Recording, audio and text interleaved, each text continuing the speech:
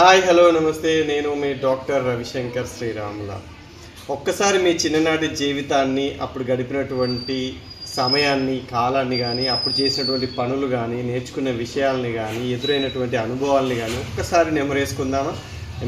చాలా బాగా అనిపిస్తుందండి, చాలా ఆనందంగా అనిపిస్తుంది కదా.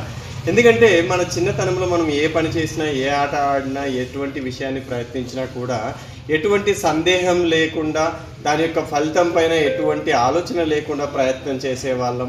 రైట్? సక్సెస్ అవుతామా, అసలు ఫెయిల్యూర్ అనేటువంటి ఆలోచనే మన బ్రెయిన్లో ఉండేది కాదు. సో ఆ విధంగా మనం ఆ సమయంలో మన బ్రెయిన్ సక్సెస్కి ఆపోజిట్ వర్డ్ ఫెయిల్యూర్ అని, లేదా సక్సెస్కి ఆపోజిట్ రిజల్ట్ ఫెయిల్యూర్ అనేటువంటి విషయాన్ని కూడా మన బ్రెయిన్కి ఎటువంటిది ఇచ్చేది కాదు.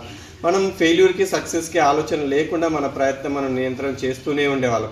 ఎలా చేస్తూ ఉండేవాళ్ళం అంటే ఒక సైంటిస్ట్ లాగా చేసేవాళ్ళం. ఒకసారి ఫెయిల్ అయ్యాం, లేదా మనం అనుకున్నటువంటి రిజల్ట్ రాలేదనుకోండి, ఏం చేసేవాళ్ళం? మళ్ళీ ప్రయత్నం చేసేవాళ్ళం, మళ్ళీ ఆడేవాళ్ళం. ఉదాహరణకి చిన్ననాటి సమయంలో మనం చెట్లు ఎక్కడం ప్రయత్నించినప్పుడు కానీ, లేదా ఫ్రెండ్స్తో ఆటలాడే సమయంలో కానీ, లేదా సైకిల్ తొక్కేటువంటి సమయంలో కానీ కింద పడ్డప్పుడు, లేదా ఓడిపోయినప్పుడు, లేదా మనం అనుకున్నటువంటి ఫలితం రానప్పుడు ఏం చేసేవాళ్ళం? ఆ ఫలితం పైన దృష్టి పెట్టేవాళ్ళం కాదు, మళ్ళీ ప్రయత్నం చేసేవాళ్ళం, మళ్ళీ చేస్తూ ఉండేవాళ్ళం. అలా చేసేటువంటి సమయంలో అసలు ఆ ఫెయిల్యూర్ని మన మైండ్కి, మన బ్రెయిన్కి చెప్పే వాళ్ళమే కాదు.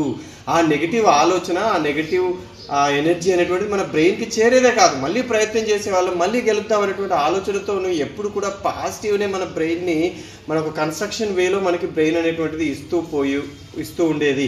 కానీ ఇప్పుడు ఏం జరుగుతుంది? ఏదైనా ఒక ప్రయత్నం చేద్దాం, ఏదైనా ఒక పనిని ప్రారంభిద్దాం అన్నప్పుడు మనలో మరి అది సక్సెస్ కాకపోతే ఎలా, ఒకవేళ నెగిటివ్ అయితే ఎలా, దాని యొక్క ఫలితాన్ని నేను ఎలా ఫేస్ చేయాలి, దాన్ని నేను ఎలా తీసుకోవాలి, అమ్మో ఇలా అయితే ఎలా, అమ్మో అలా అయితే ఎలా అనేటువంటిది జరుగుతోంది. అట్లాగే మనకు ఎదురైనటువంటి అనుభవాలు కానీ, లేదా మనకు ఒక వ్యక్తులతో జరిగినటువంటి సంఘటనలో కూడా మనం ఎంతసేపు ఏంటంటే నెగిటివ్ని తీసుకుంటున్నాం. ఆ వ్యక్తి గుర్తు రాగానే నెగిటివ్ ఆలోచనలు గుర్తొస్తాయి, లేదా ఆ సంఘటన గుర్తు రాగానే, లేదా ఆ ప్రాంతానికి వెళ్ళగానే ఆ నెగిటివ్ ఆలోచనలు, ఆ నెగిటివ్ ఎనర్జీ మనల్ని వేధిస్తూ ఉంటుంది.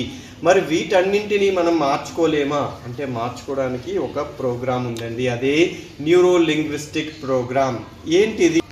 సో మన బ్రెయిన్లో మనం పాజిటివ్ని మాత్రమే ఇన్సర్ట్ చేసుకొని మనం అనుకున్నట్టుగా బ్రతికేటువంటి అవకాశం ఉందా? అలాంటి ప్రోగ్రామ్ ఉందా?